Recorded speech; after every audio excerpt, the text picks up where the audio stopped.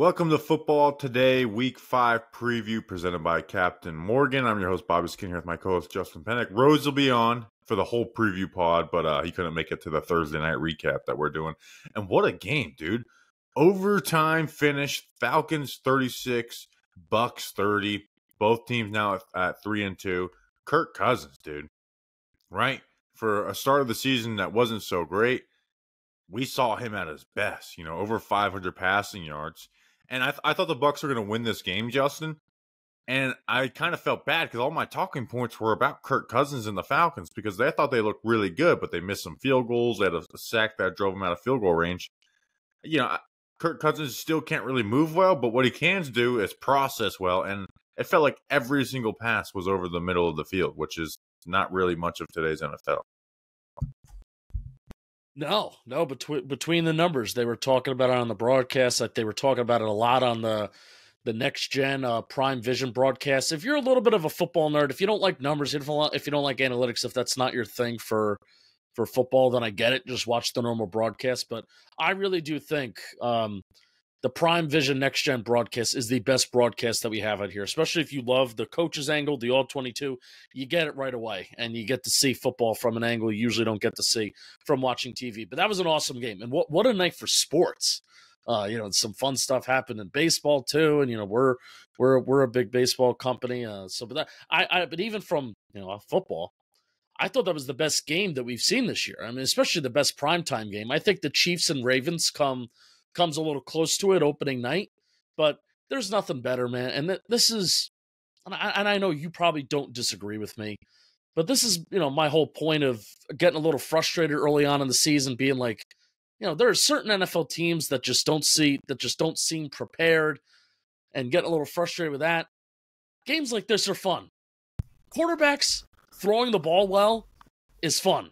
Big plays are fun. Scoring points is fun. And that's exactly what we saw tonight. And there's a reason why this game, I think so far this year, best game that we've seen all year, and definitely the best primetime game that we've seen all year. Yeah, it's just two vet like the Bucs offense played really well too. It's just the Falcons played better and they held the ball longer, right? Because it's not like, just the Falcons' drives basically took a little longer. And honestly, if the Falcons could have lost this game multiple times, right?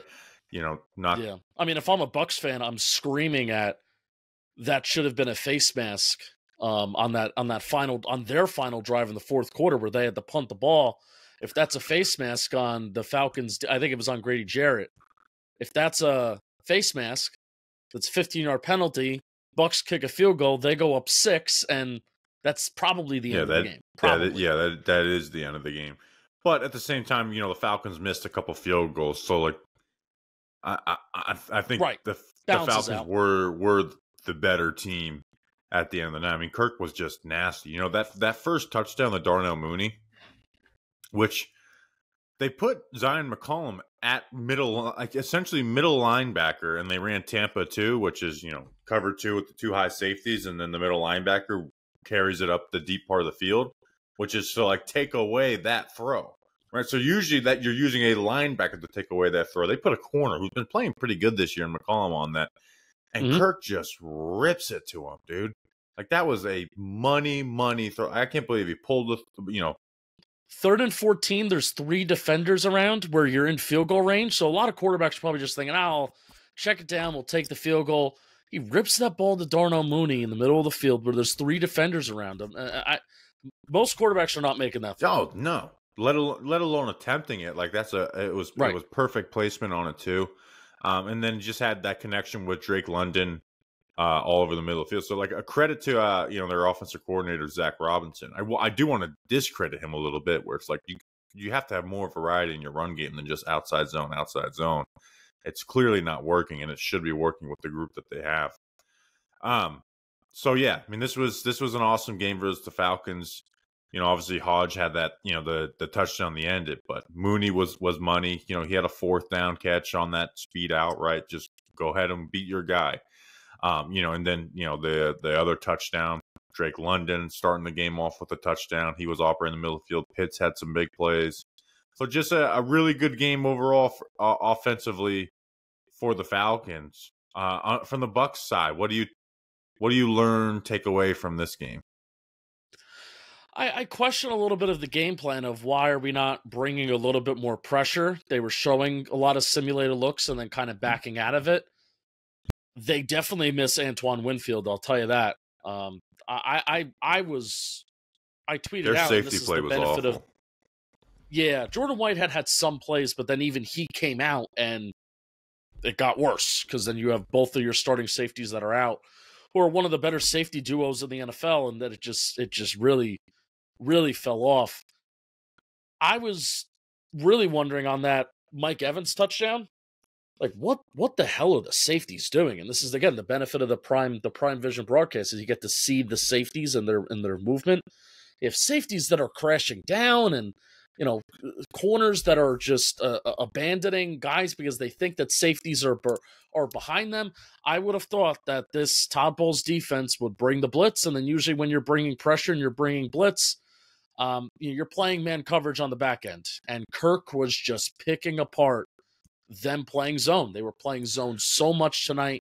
They were not really playing man. Was it a product of wanting to help the safeties and not really trusting your secondary? I don't fully know, but it's one thing to dial the approach didn't seem It's one thing to dial the blitzing back a little bit, but you would think that this would be a game you'd dial it up but they just with a mobile quarterback. Yeah, Kirk still can't move very well, right? Like he had the intentional ground because he couldn't move, was sacked 4 times, but the reason they had so much success is the Falcons' offensive line gave them all the time in the world. Where it's like, we talk about going through reads, right? And I think it's something that some people just say without understanding.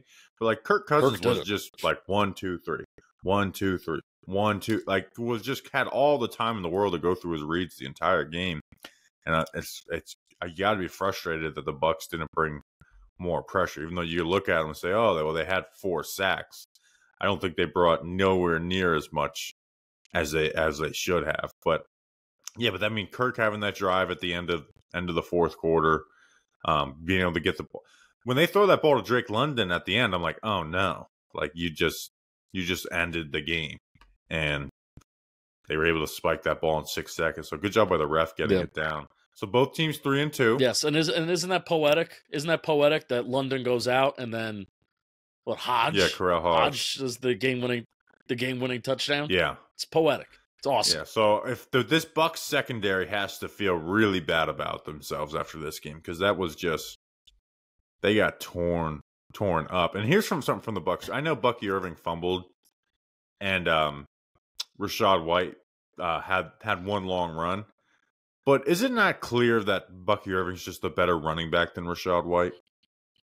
It's very clear. It's been clear for a little while. Yeah, but it just seems like they're stuck on giving White, and they end up split. White had one more carry than he did, but it's just like they start the game with him. And hey, this wasn't White's worst game, but it just feels like Bucky Irving is that back. And if they gave him 75% of the carries, maybe there's a difference of winning and losing in the game that literally came down to inches. All right. Do you have to read the ad? Did you read the ad already?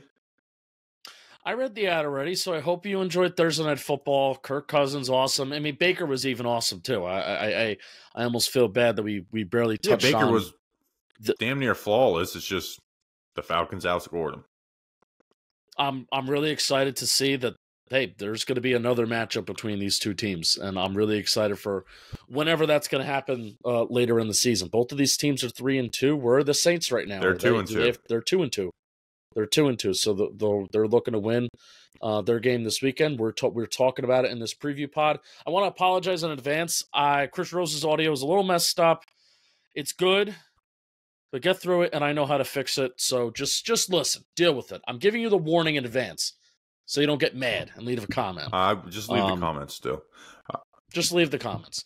But we'll get it. We'll get that fixed up, and let's throw it to me, who's going to talk to you about Captain Morgan. All right, well, that was a fun Thursday Night Football game. I don't know what happens yet, fun fact, because this is coming from the past. And this episode, this Week 5 preview, is brought to you by Captain Morgan, the official spiced rum sponsor of the NFL. Fun fact, this weekend, we are having a watch party in New York City, Downtown Social. Bobby Skinner will be there. I will be there. The doors open at 12:30 p.m. in Downtown Social in NYC. I believe it's not that far from Penn Station if you're a train goer or if you drive. Put it in your navigation. And then also there's a link in our bio for tickets as well. So Captain Morgan hosting an NFL watch party. It's also a Giants watch party if you want to hang out till 4:30. But we'll be watching the early slate of NFL games too. Downtown Social, doors open at 12:30. We will see you there. And that's how we're spicing things up because things are getting bland. So you want to know what? We're having a free watch party, by the way. Free. We're not charging for tickets because when life gets bland, you got to try Captain Morgan Original Spice Rum. It's delicious, crisp, perfect for game day with friends. It's time to spice it up. Downtown Social's even going to have some Captain Morgan like different drinks, and I'm not all about that all the time, but for Captain Morgan I am. So you got to find out exactly what they have at Downtown Social this Sunday. Visit CaptainMorgan.com to find Captain near you. Please drink responsibly. Captain Morgan Original Spice Rum, 35% alcohol by volume. Captain Morgan Rum Company in New York. They'd be glad you Justin. did. If you come to the watch party, you better drink responsibly, or else Bobby Skinner's going to kick your ass. Just wait. Guess what I'm going to be doing? You know how at the last watch parties when the Giants scored touchdowns, I would throw T-shirts into the crowd? Yeah, but the Giants aren't going to score that many, so what are you going to do? I'm going to whip bottles of Captain Morgan at people that are drinking irresponsibly, right? So Great. just, Giants score and you had a little too many, just be ready because we're coming after you. Keep your head on a swivel.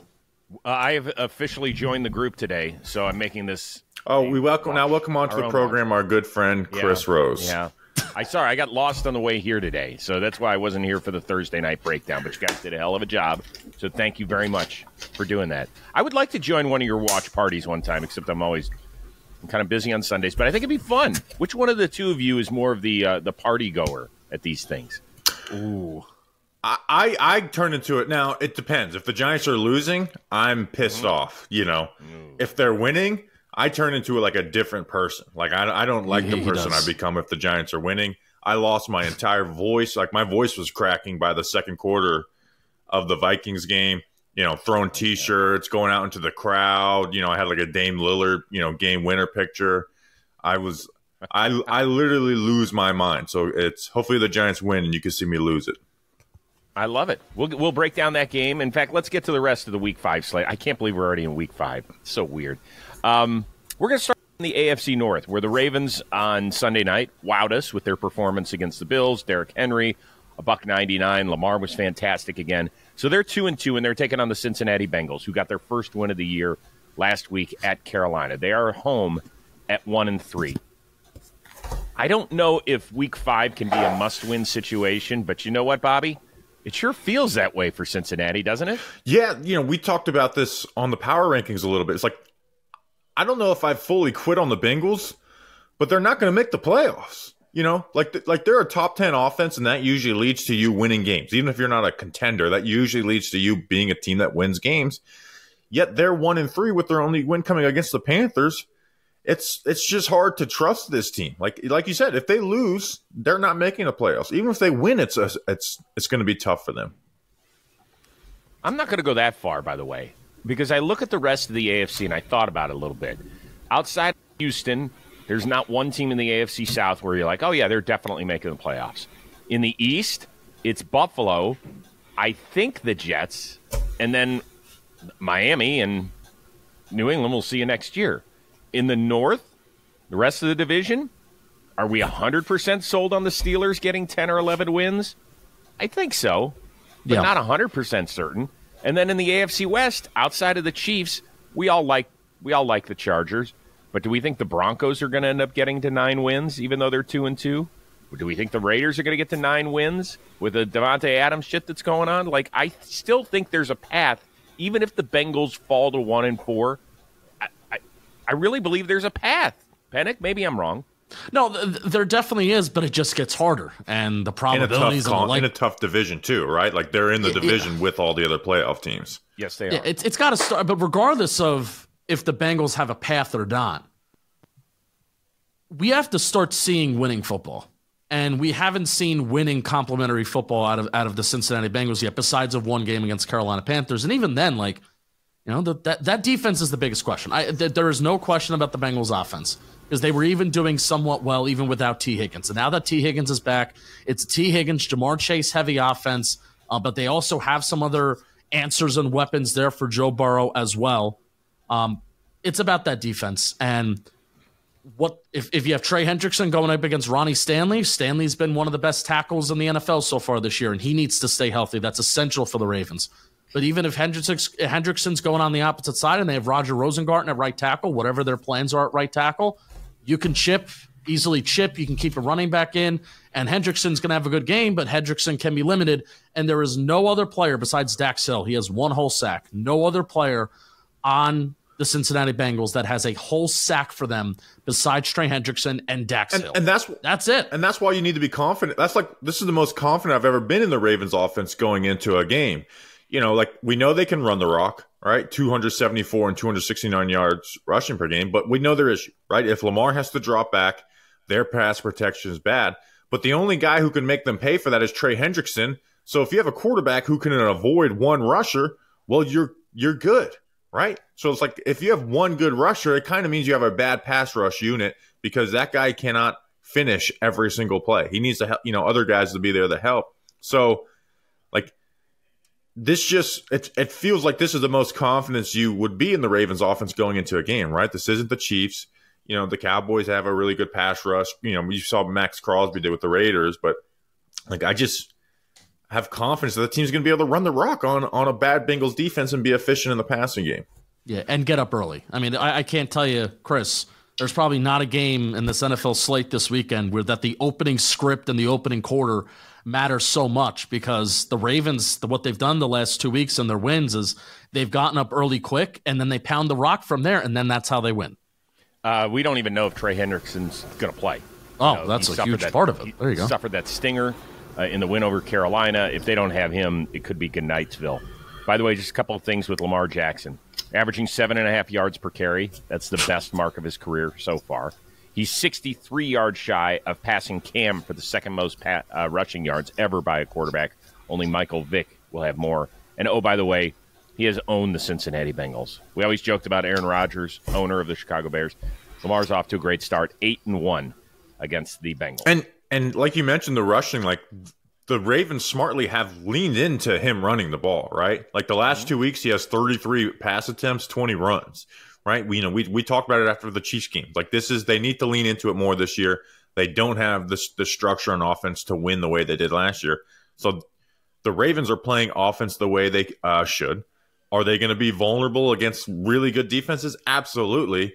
But like Justin said, man, if they can play against a bad defense and run the rock, they're ready to do it. You have Lamar Jackson, Derrick Henry, and Patrick Ricard. You're ready to roll. And no team utilizes the quarterback's legs better inside the 10 than the Baltimore Ravens. Let's move on to a pair of 3-1 teams. The Bills coming off their first loss of the season. The Texans need a last-second come from. What's the matter? I'm calling a timeout. Why? Because we need to pick this game. Here's why I keep blocking that out. We have been so bad on our picks that I feel like I just want to keep moving on. We have to do better collectively. It's fun to be leading you guys. It's the producer curse. Week 1, we were good. And since we lost our producer, we actually have been awful in our picks. So I'll give you an update picks-wise. And thank you to Rich for leaving a comment. Yeah, Rich is our producer. Do you want a job, Rich? Thank you, Rich. on our recap episode, Rich left a comment, and it said, this past week, so this was week 4, I went 8 of 15, and then Rose and Bobby went 7 of 15. And then the season totals are Rose is 29 of 60, I'm 28 of 60, and Bobby is 26 of 60. That's embarrassing. So we're going to bounce back. We're just picking games. All right. Are we all picking the Ravens in this one? Yes. So congrats on the win, Cincinnati. No, I'm picking the Bengals. They get out to a lead early, and the Ravens don't know what to do.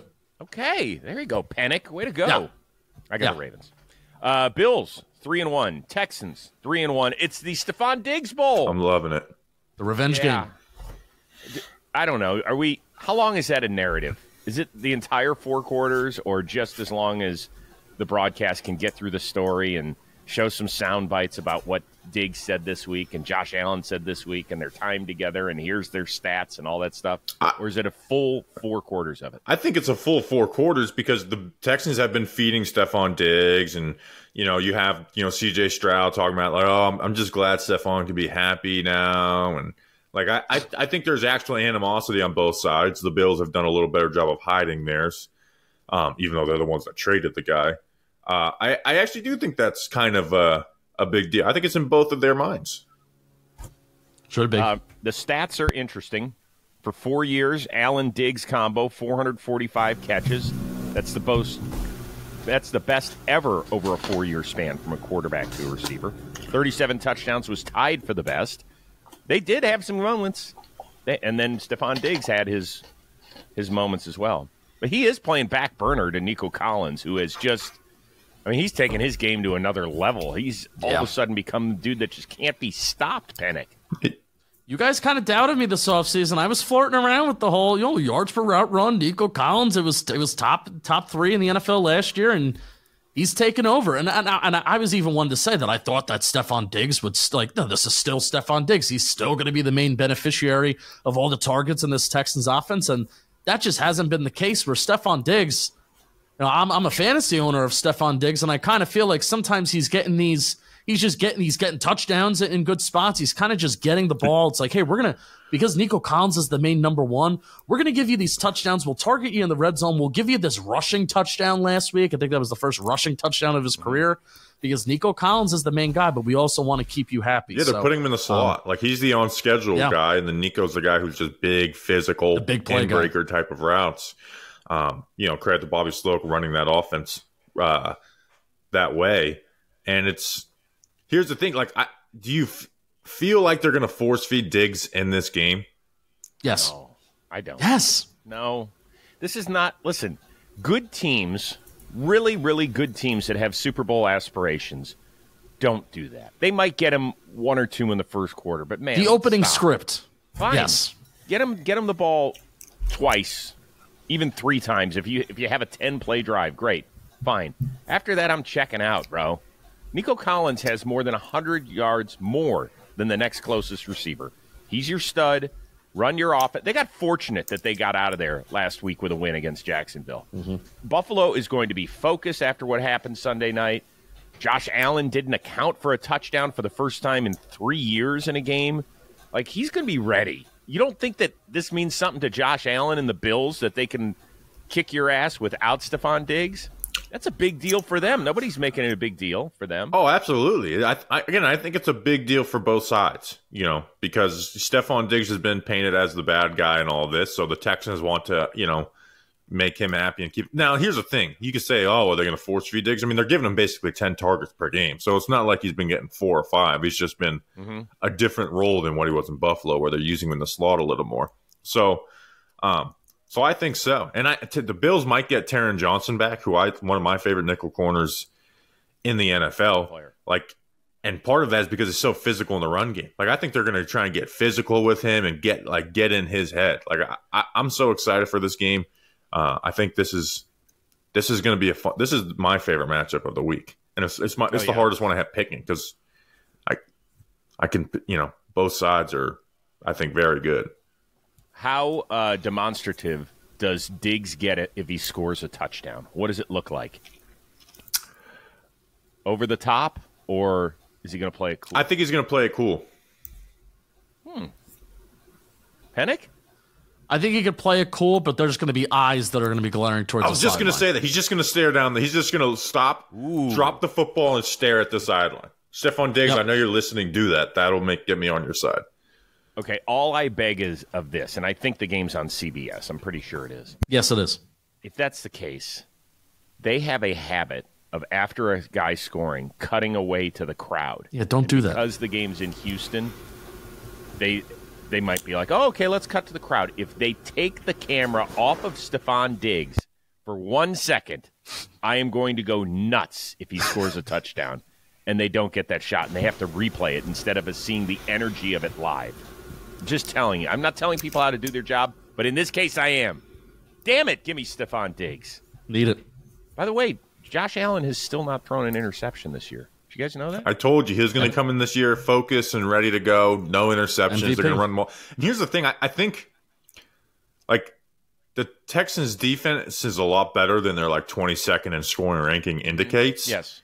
But the Jags' offensive tackles did really well against Hunter and Anderson last week, and the Bills' tackles have been really good this year too, and Dawkins and Spencer Brown. I think this is a game where the Bills get a little more back to some of their ground and pound game, right? Texans are weaker against the run. They don't give up big plays. They're actually 2 of 20 on deep attempts against them. And one of those was the ridiculous Richardson throw from week 1. So, they don't give up the big plays. So I think the Bills are going into this matchup like, all right, let's get back to what we did the first, 2.5 weeks. Penik, who do you got? I have the Bills. I have the Bills.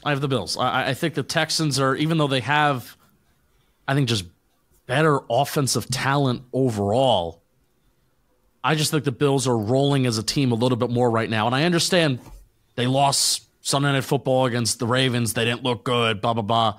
But I just think they have a little bit more momentum as a team right now versus the Texans. Let's go, Buffalo. Wow, we're going clean sweep on the road against a good team. I like Houston, too. Okay, I guess we'll do it. Sunday Night Football, Cowboys and Steelers. Cowboys are going to be seriously shorthanded, particularly on the defensive side of the football. No Tank for the next 4 to 8 weeks. Micah Parsons, that high ankle sprain, sounds like unless he makes a miraculous recovery over the next 48 hours is going to be a no-go. Brandon Cooks has got a knee infection on the offensive side of the football. He's out. I don't know if the Steelers are capable of blowing a team out, but Justin, it sure feels like this is a monumental uphill climb for the Cowboys on Sunday night, unless I'm misreading it. Do you see it that way? No, it is, and they're going up against a good pass defense and a pass rush that's getting after it, and there's just no trust in Dallas being able to run the ball effectively, so it's going to be on Dak Prescott's arm, and it's going to be on Dak Prescott's legs, maybe even extending plays, and they're not getting the ball at nowhere near the rate that I thought that they would be getting it to CeeDee Lamb this year, and that the Steelers secondary, they're going to try and shut that down. There's not a lot of answers right now for the Cowboys, and their answer is very predictable. It's predictable of where they need to go with the football in Dak Prescott's hands to CeeDee Lamb or Jake Ferguson. A good coach and a good defense like the Steelers, you think that they're going to shut that down. This offense against a depleted Cowboys defense, I'm not asking them to go out there and score 30 points, but this offense, it's time to show out. Run the damn ball. Fields, continue to be efficient. Play smart football. Don't make dumb mistakes. National television. We're all watching Pittsburgh. If the fans are getting mad at people, they're still doubting Fields, still doubting the offense, still doubting the 3-1 record, and even the offense played well against the Colts last week. National television, this is an opportunity. Go out and show it against the vulnerable Cowboy team. This is a big-time, not a prove-it game for the Steelers, but you know what? Prove that you could take care of business when you're supposed to take care of business. Yeah, the Cowboys, they just don't have talent right now, right? They've been the team that has all the talent. I mean, tell me they're good players on defense right now. It's basically Trevon Diggs. That's basically it. So, have him follow, but he hasn't been following guys, even though he tweeted he did. Can they just put Pickens on the other side opposite of him, right? Because then the Steelers can have a lot of offensive success, even though you guys know I don't love their offense. And then on offense for the Cowboys, yeah, you have Zach Martin and Tyler Smith, but TJ Watt's going to win the matchup versus Terrence Steele. Yeah. The other pass rushers that the Steelers have are going to, I don't know if Highsmith and Herbig, they're going to win versus Tyler Guyton. Yeah. Highsmith is out for a little bit, but you have Nick Herbig and Cam Hayward's having at least pass rushing wise, having a resurgent year. He's been awesome. He has more sacks than TJ Watt. I think Herbig is going to have people will find out his name in this game because he's going to win versus Tyler Guyton. Love that. And all they have is CeeDee, right? Their receivers cannot get open outside of CeeDee Lamb. And teams know. Double CeeDee. When he's in the slot, play shallow underneath. When he's outside, double team him. And that's led to some success. Now, CeeDee still gets his, but he doesn't have the 170-yard games that he's had last year. Or, I think he's had, 4 or 5 catches in every single game? Well, for me, earlier we talked about a path to the playoffs for the Bengals. What is the path to victory for the Cowboys? Like, their defense hasn't been great.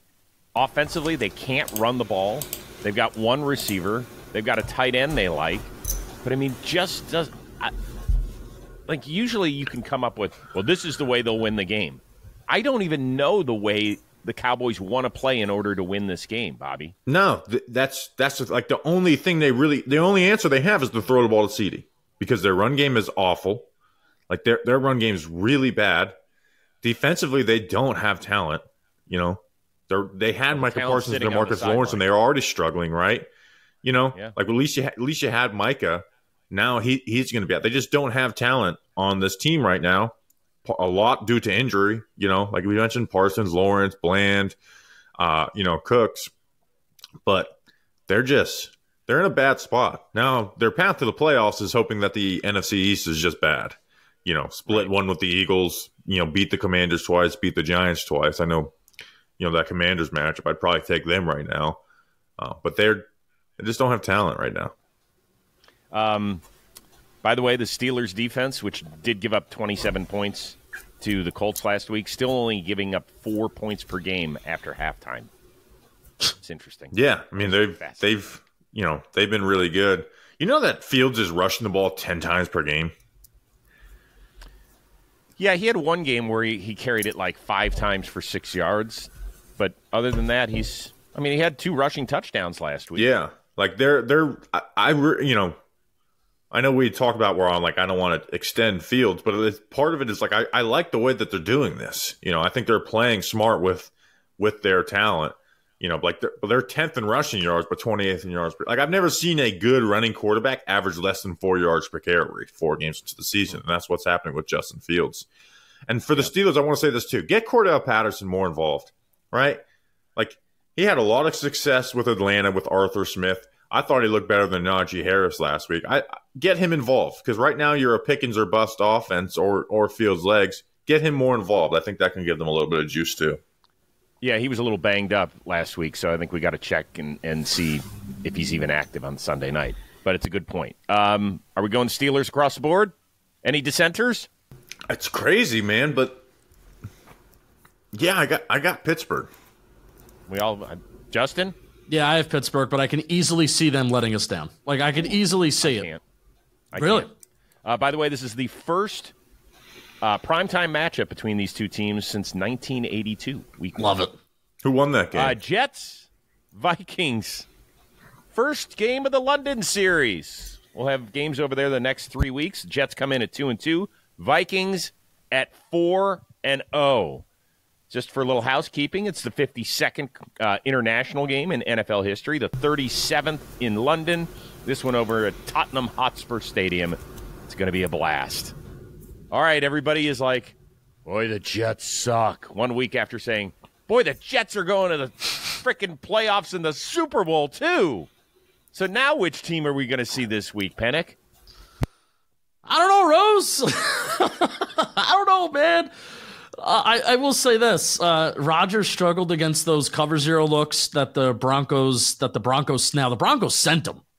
I think that's the main difference between the Broncos this year and maybe Brian Flores.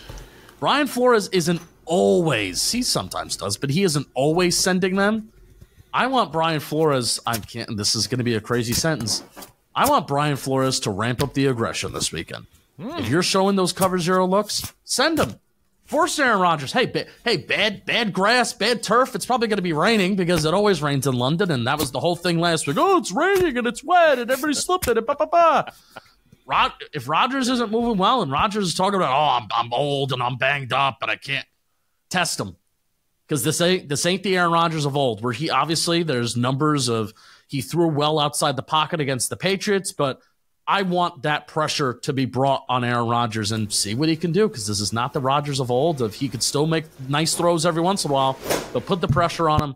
And I'm anxious to see how Rodgers looks. And that running game, at least with Breece Hall right now, isn't going. So Vikings have all the momentum in the world. And I haven't even talked about Sam Darnold and a good offense. Revenge game for Sam Darnold. It actually is supposed to rain on Sunday.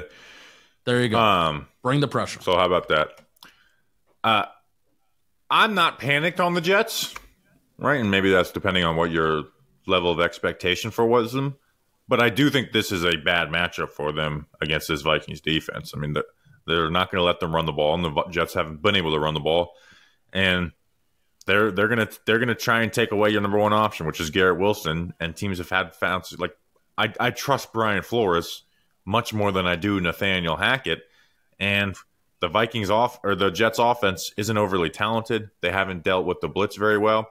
Now they're going to get Devontae Adams soon, and I'm going to be really excited for these New York Jets. But until that happens, like I'm taking the Vikings in this game. They've shown that they can do really well against good quarterbacks in Stroud, Jordan Love, Brock Purdy, and the great Daniel Jones.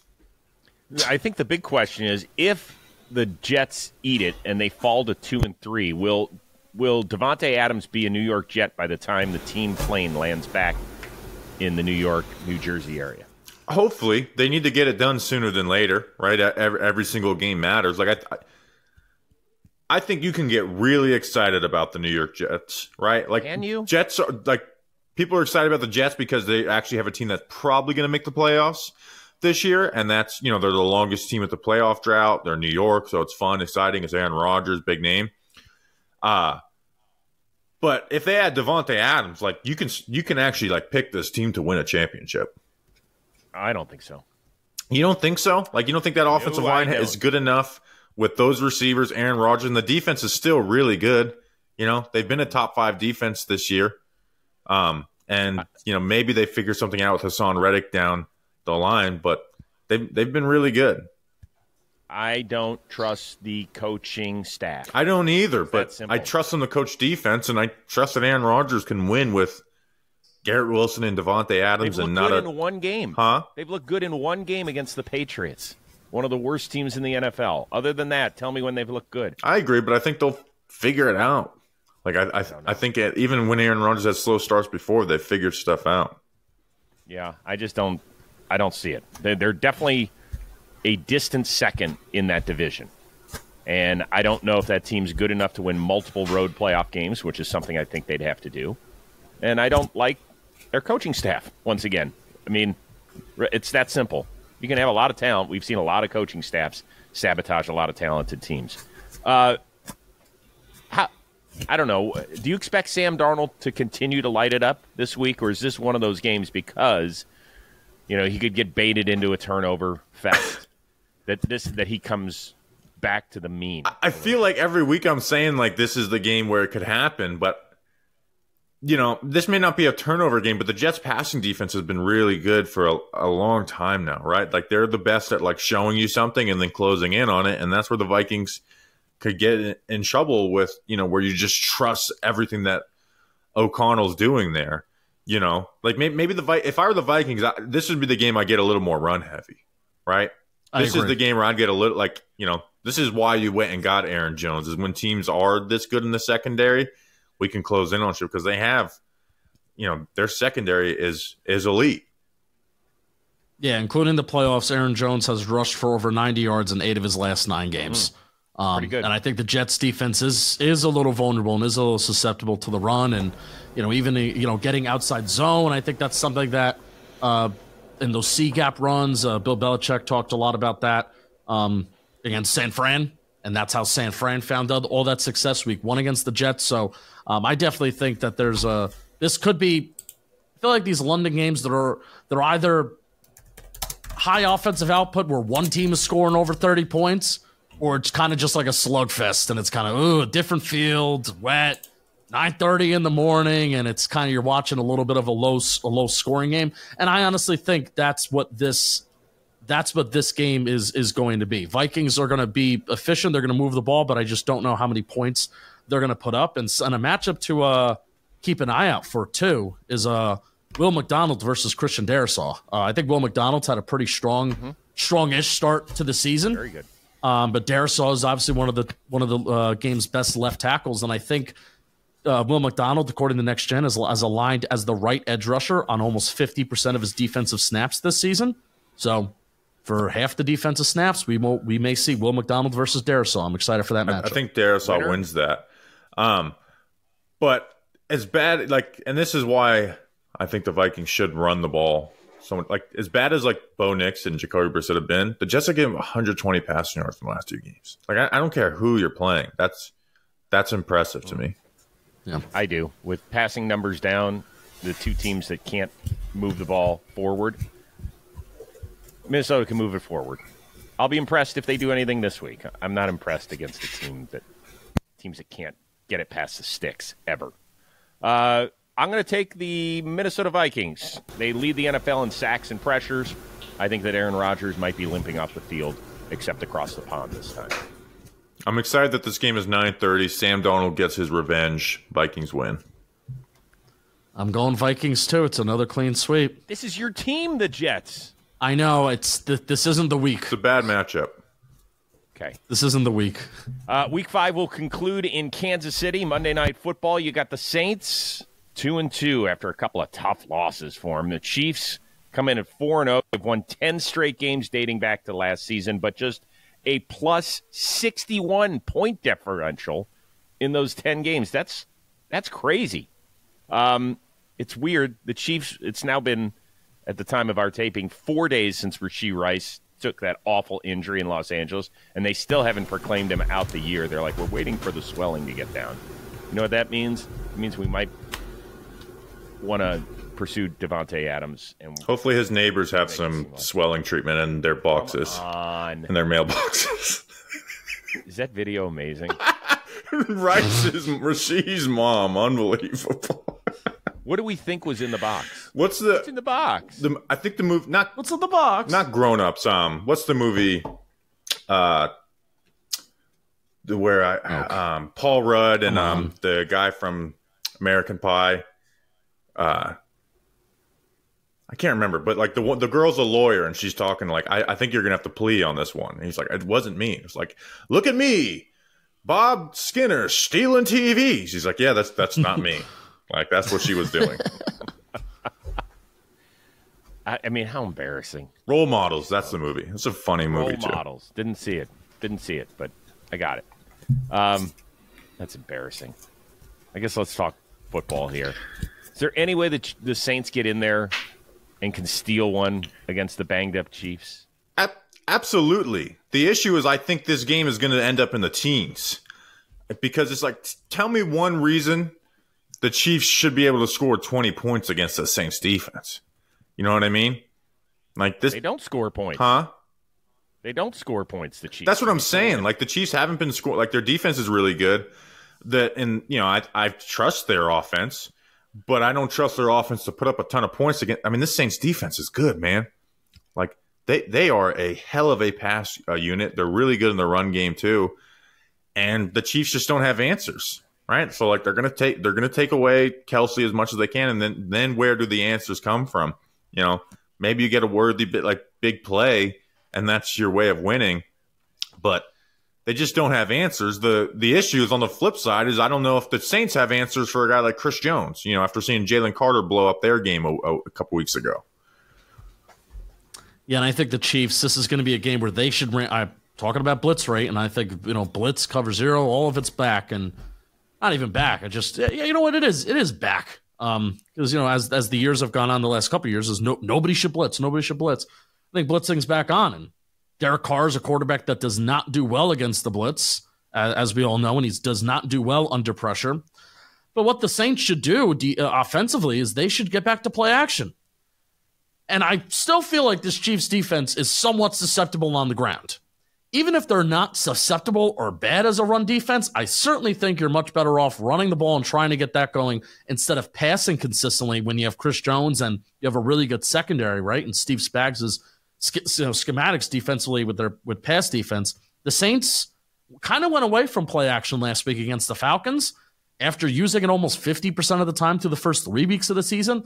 I think they need to get back to their bread and butter. Maybe even using play action will help Derek Carr buy time away from getting pressured, and it's something the defense has to account for. So get back to your bread and butter, run some play action, try and help out your quarterback and Derek Carr, and run the damn ball a little bit. That's the shot that the Saints have.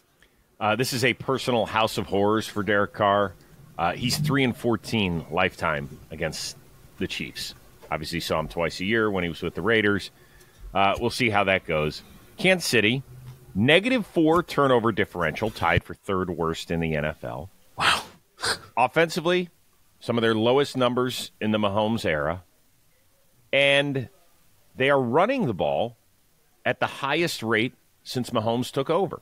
This is an offense that is morphing along. Now, the question is, will Andy Reid be able to control himself? Like, if the running game isn't great, and usually with the running game, you got to stick with it. You have to commit. Like, if in the first quarter it's not working, you can't be like, well, we're just not going to run, even though you still have 75% of the game left. I wonder if Andy Reid can stick with it, can be disciplined enough to do that. That's the big question for me. Because I don't see them beating the Saints over the top. I just don't. I don't think New Orleans is going to let them. No, that Saints defense is really good. Like, they're not the number one ranked defense Chargers, but they are really good. I want to pick the Saints in this game. Then do it. Yeah, I'm picking the Saints. Like, there you go. I still have some faith in them. They need to just stop shooting themselves in the foot. I don't have a lot of faith in Derek Carr. I mean, this recipe is out there. When you pressure him, he's just awful. But I think they're going to do some good things to try and neutralize Chris Jones as much as possible, right? They're going to look at what Jalen Carter did to them and protect themselves against that. I think the Saints win this game. I just think their defense is so much better than what the Chiefs' offense is. Penik? The train keeps rolling. I don't see the Saints winning this in a blowout, and I think that's how they've won their 2 games, and they're 0-2 in their record in close games. And as we all know, all 4 games have came down to the wire for the Kansas City Chiefs this year, so they're 4-0 in those record of close games. I'm going the Chiefs. The train keeps rolling, even if it doesn't look sexy. Can we all agree that Travis Kelce is catching a touchdown this weekend, his first of the season? It's happening. I don't know. No. The Saints have the best red zone defense, and so that's where he does his damage. I'm not so sure. I think that drought might continue. I drafted him in the touchdown. We do a touchdown draft on our socials, and I drafted him this week. I'm like, this is the most obvious week that you have to draft him. I'm going to look up something. And this is only something I agree. Is this Chris Olave's first Monday Night Football game? Or his first real primetime game? I want this to be the Chris Olave people start to know his name game. You know what? That's a good take. I love that. Yeah, he's pretty good. I am going to take the Chiefs in part because the Kansas City Royals also play that night in the Bronx against the New York Yankees. And I think that teams end up splitting games when they have a football game and a playoff baseball game on the same day. So that's my logic. Hey, I'm going to be in New York for the Yankees games. How about that? Oh, you should. I will tell you this. You should go. It's a fun atmosphere. Even if you're not a huge baseball fan. Oh, I would get into it. I'm a Yankees fan. I'm not a big baseball fan, but I am a Yankees fan. Okay, well, then you can go do that. There's I don't know how many guys at our company are Yankees fans, but you might be able to find 1 or 2. Yeah, every year I like the Marlins too. Let's go Marlins. I picked them to win their World Series this year. There's jobs available if you want to be a clubby in the visitors clubhouse. Oh, that Marlins Yankees World Series. Yankees took over that place and then lost. Fuck Josh Beckett. All right, let's go. Let's go on to Washington, D.C. The Commanders, 3-1, take on my hapless Cleveland Browns, who check in at 1-3. I suppose the biggest question I've got, and I guess I'll jumpstart this discussion. Washington wowed us by winning on the road in Cincinnati on that Monday night. They turn around, short week, road game across the country, and I think a lot of people were like, well, this is a tough bounce-back game for the Commanders. Like, they were going to be able to win. They not only won in Arizona, they stymied an offense that's been pretty good this year and blew them out. So now they're 3-1. We've had the discussion about whether or not the Commanders are good enough to actually win the NFC East. So what comes with that? Massive expectations when a team that has no offense and all sorts of issues is coming into your building. Can Washington handle that? Like, we all look at it and we're like, of course they can. But this is where stuff starts to get a little squirrely in the world of the NFL. Just when you think it's going one way, it goes the opposite. Penik, can you see that happening this Sunday? Against the Browns, they can, because the Browns are just a disaster. I mean, you have if you believe in momentum, I mean, there's no team that has worse momentum right now, maybe besides the Jacksonville Jaguars. I don't have offensive answers for the Cleveland Browns. I don't see a path for them scoring points on a consistent basis. And the Cleveland and the Washington Commanders, even if Jaden Daniels has like Jaden Daniels in that Washington offense, they slow down a little bit. I still think they could score 20 points against the Cleveland Browns, and they can run the ball well enough, and they can, Jaden Daniels has done, and Cliff Kingsbury's done a nice job of giving Jaden Daniels easy answers, even when the tough stuff down the field hasn't been there and hasn't been happening. Like 20 to, if you even want a score prediction, 20 Commanders, 10 Browns. You went score, right? You went score on it. My favorite stat of the week that I found in our research packet: Washington has had 23 scoring drives this season in 4 weeks. Jaden Daniels has thrown 19 incompletions. Pretty impressive. They are humming. Bobby? I think this pass rush from the Browns is going to be the first team to really take it to the Commanders, right? Like, let's think about the units they've went up against. Cardinals worse in the NFL. I know the Giants are supposed to have a good one, but they've been a little lackluster. But the Jaden Daniels, they do get the ball out quick. I think the Browns win this game. I think their defense. Oh, I hate their offense. I think their offense is the worst in the NFL. But I do think this is a game where Myles Garrett can take over this game. And you don't think that Jaden Daniels is slippery enough to avoid that? That's the thing. Sure, but I don't. Myles Garrett could take over Brandon Coleman. I don't doubt that. But they got JOK. They got guys to hum in there, stop that run game.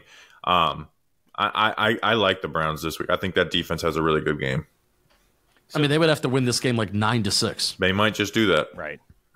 I don't. Jaden Daniels' average. I'm sorry, Rose, with cutting you off. And this is just a stat that I love. I don't know what his time to throw is, because I'm sure that his time to throw is actually pretty high, because if you include the times that he's running. But his average time in the pocket is 2.2 seconds.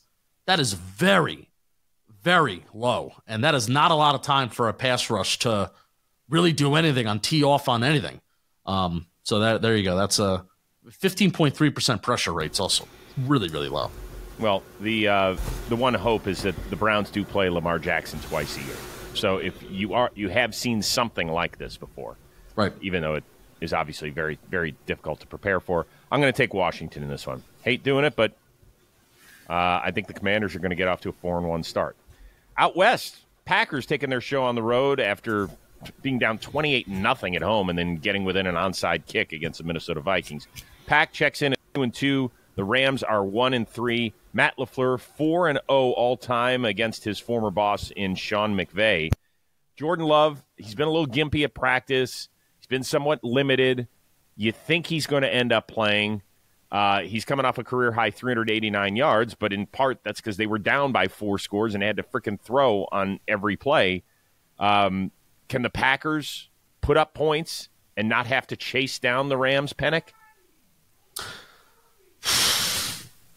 They should, because the Rams are just a very beat-up team.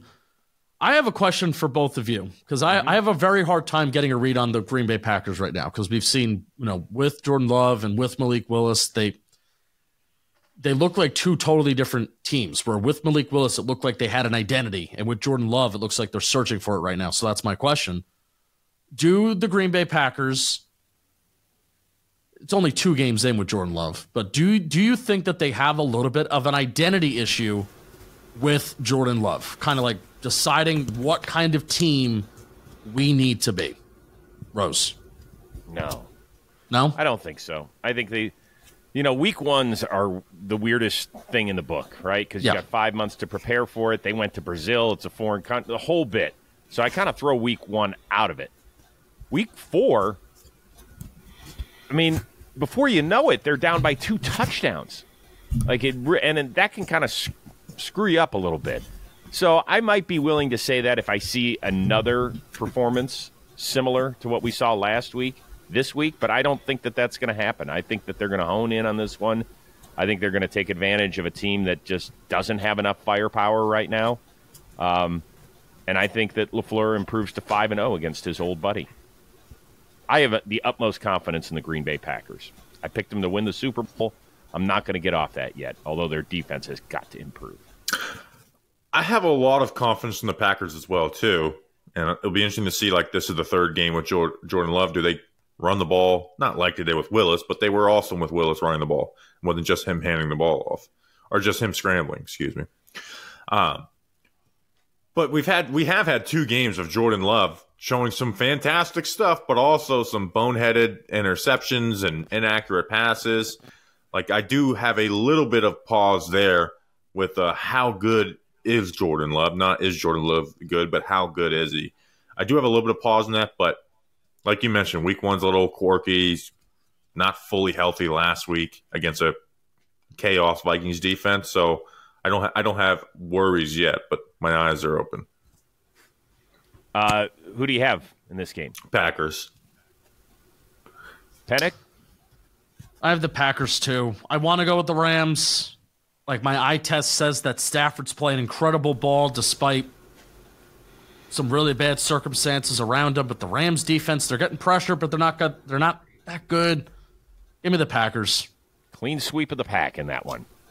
Pair of 500 teams meeting in Denver. AFC West battle. Raiders, Broncos. Obviously, the biggest deal is Davante Adams. They keep saying he's out with a hamstring. It's more like hamstrung organization.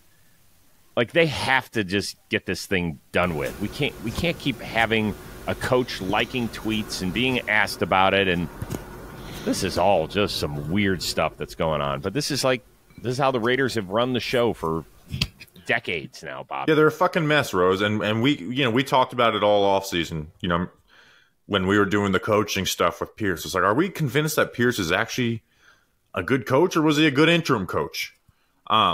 And like, that's just immature. I mean, liking an Instagram post about that, like, that's and having Adams ask that question on TV, like, that sucks. And we said, like, they're not a talented team, so they're basically have already lost, their second best player after Max Crosby. They're a mess, man. So is this one and done for Pierce? Ooh. Well, so if you trade your best offensive player, is that on the coach because he reportedly can't get along with him? Or is that you just kind of say, okay, well, we'll give you some points in the bag because you didn't have your best offensive player. So we did. Well, my question is, what happened? Why is this happening? They're 2-2. It's not like they're 0-4. We know what happened. Davante Adams wanted to go play with his buddy. They got rid of his buddy. They didn't.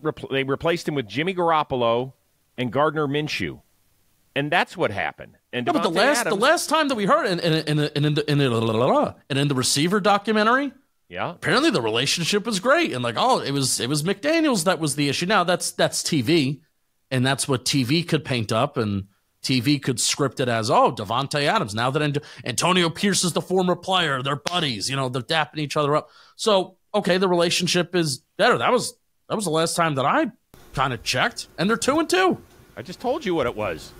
Davante Adams wants to increase his legacy and play with somebody he thinks can get him in the playoffs. Now, I don't know if the Jets is the perfect answer. Like, I think there's other places he could go where he could actually go have a better shot at a ring. Buffalo, Baltimore, those places make sense. But when you hear Jets and Saints, it's like he wants to go out and play catch with his buddies in the backyard. But this should have been done in the offseason. Of course it should have been done that way.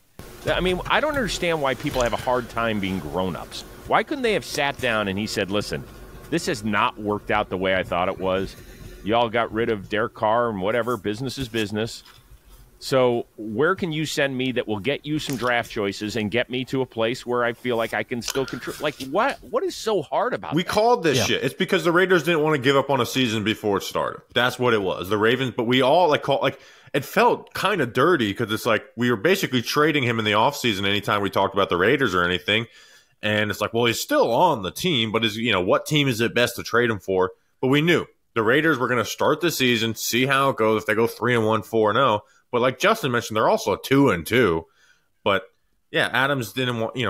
I agree, but I agree. Why didn't they get this done in the offseason? But hey, maybe they get a little more trade compensation because somebody's desperate in season. Yeah. Now, I'm from the outside. Obviously, it's like, oh, this team's a disaster, blah blah blah. But as a Raider fan, I'm sitting like, what the fuck, man? We're 2-2. We're playing for the right to hold second place in the AFC West right now. To go 3-2, and I don't know what the future holds as a Raider fan. You could be saying that, but like we could be 3-2 and second place in the AFC they're West. Playing Bo Nix this week. It's like, come on, like as a Raider fan, I have to be pulling my hair out that this is the main conversation that's happening around this team right now, and it feels like It feels like either Davante Adams wasn't honest with the team, voice crack. Davante Adams wasn't honest with the team with his true intentions in the offseason, or the front office just dropped this and they should have gotten this done in the offseason, which I lean the latter. They've screwed it up. Is anybody shocked? What do you guys think? Let's just play the compensation game.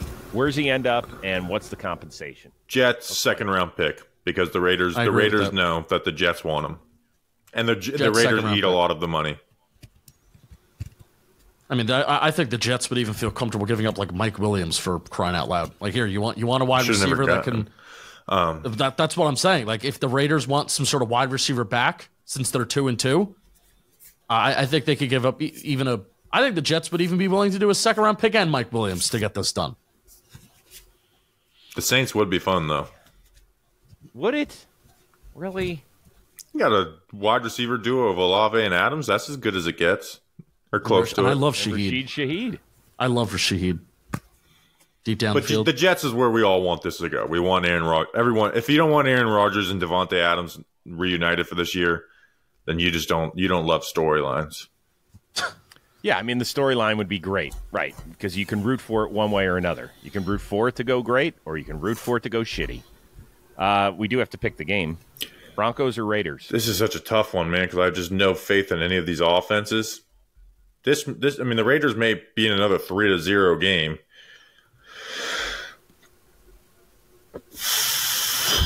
I'm going Broncos because I think I'm picking the strongest strength of a team is the Denver defense. I'm going Denver. I'm going to go Raiders. I think Patrick Graham tortures Bo Nix. The Raiders have won 8 straight in this series, which I did not know until I read that stat in our packet. And I also think that the one strength that I know of Antonio Pierce is that he will galvanize the rest of those guys and say, man, everybody is hating on us. And they don't think you can win without your best offensive player or perceived best offensive player. Go do it. Silver and Black gets over 500. Let's do it. Oh, here we go. The interesting one.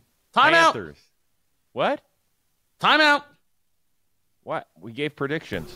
Do you know what we all need to get more of, Chris Rose? Would that be to get off our ass? Off our ass. And with the bold flavors, with some bold flavors and a refreshing citrus kick of Mountain Dew, it's going to get you off your ass and having you feel like you're on an actual mountain because, hey, that Raiders Broncos game.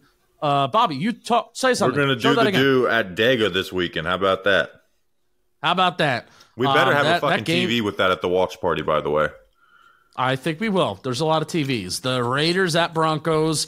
When you're at a Bronco game, you actually kind of are up on a mountain. That's the whole thing. That's why they call it Mile High. In a mountain where the weather is always perfect, your friends are ready to hang, and a day of epic proportions awaits with some Mountain Dew. There's going to be some Mountain Dew probably at the watch party this weekend. I'm excited. That's what I'm drinking.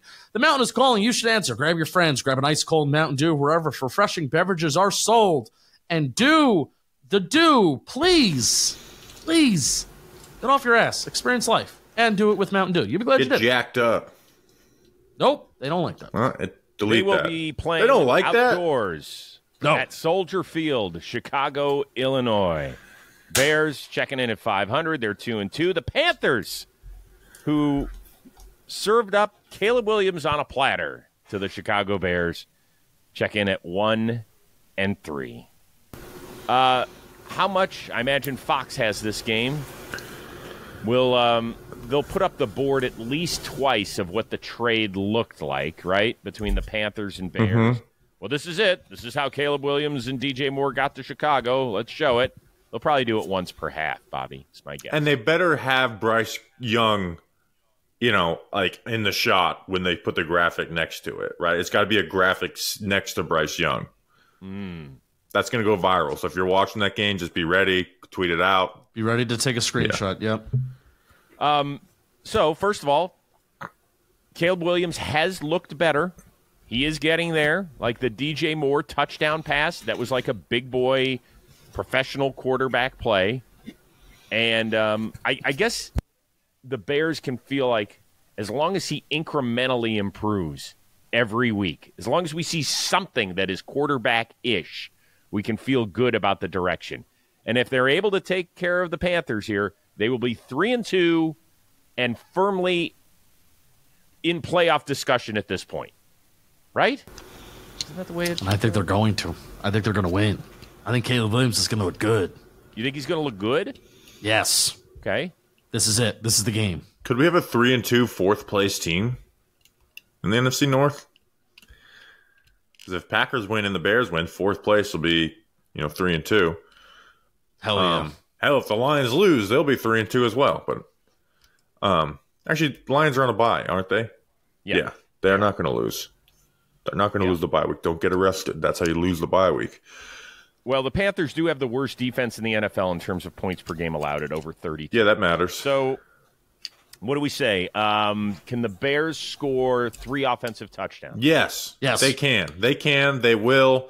And that Bears defense is going to be the first defense to make Andy Dalton look bad because he's looked pretty good the first 2 games. Do you feel bad for Bryce Young going into this week? I guess a little, but it's not. It's not on the top of my list of things I feel bad for. This is the game where he's really going to catch the most shit because he's going to be staring across the field at the guy who the Bears ended up getting because of the trade, and then you're not even playing. I can only imagine what's going through that guy's brain. Hey, another Andy Dalton revenge game too. Stop it.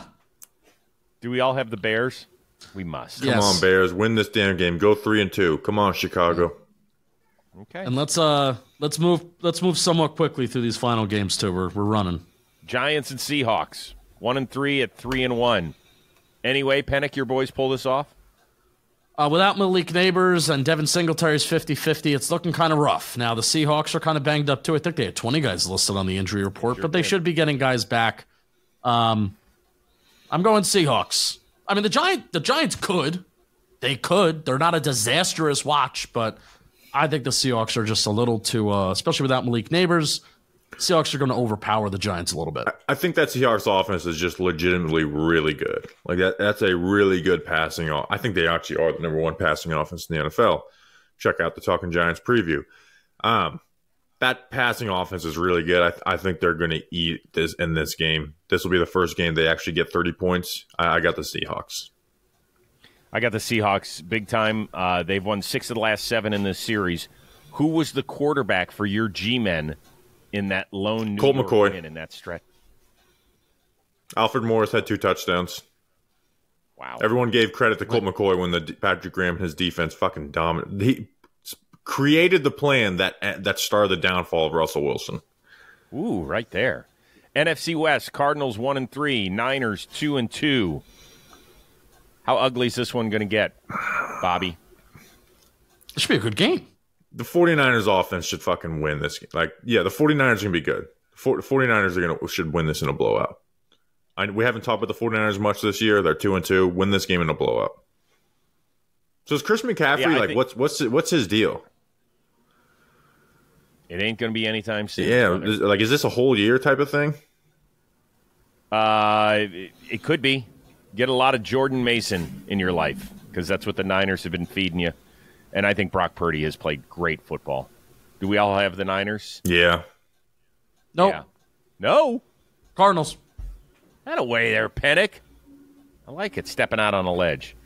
Colts 2-2. Jags, the only 0-4 team. By the way, the only team to make the playoffs after an 0-4 start, the 92 San Diego Chargers. Is this the week, Penik?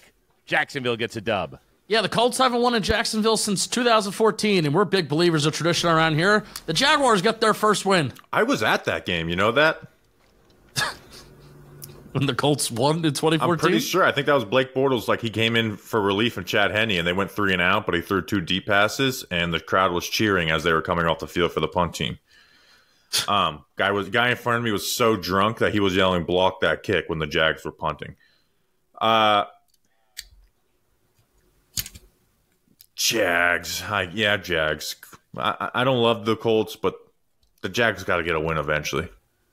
Jags are not only going to get their first win, they're going to get their first defensive turnover. The only turnover they've forced this year was on that muff punt last week by Houston. Oh, my God. So they're going to get that, a dub and a defensive turnover. And finally, Dolphins, Patriots, both 1-3. It's the first meeting between these teams where both teams are sub 500 since 1991. Bobby, give me a win. Patriots, baby. Let's go, Patriots. Let's go, Patriots. We're going to throw one past 20-plus yards. Patriots win. I also think Patriots. Antonio Gibson may get the start at running back since Ramondre Stevenson has a little bit of a fumble problem. Doesn't Antonio Gibson also have a fumble problem? Give me the Pats. Yeah, it's literally like his downfall in Washington was his fumble problem. We'll make it a clean sweep. Go, Patriots, go. We will be back again on Monday to tell you exactly what we got right and maybe not so right in the football world. Enjoy your viewing. Most importantly, enjoy your viewing party with my guys Bobby Skinner, Justin Penik. Go out and check them out. For those two dudes, I am Chris Rose. We will see you Monday here on Football Today, presented to you by Captain Morgan, the official spiced rum of the NFL.